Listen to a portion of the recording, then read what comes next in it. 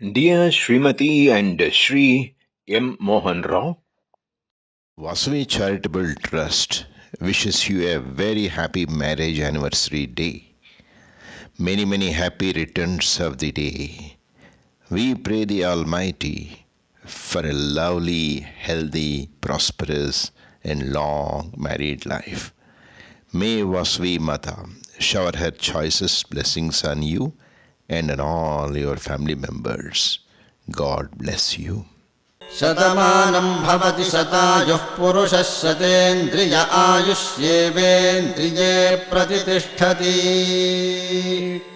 शतमानं भवति शतमानकं शतमानं भवति शतायुः शतायुर्भवति शतमानकं शतमानं भवति शतायुः शतमानमिति शतमानं भवति शतायुः शतायुर्भवति शतायुः पुरुषः शतायुर्भवति शतायुः पुरुषः शतायुः पुरुषः शतायुः पुरुषः शतेन्द्रियः पुरुषः शतायुः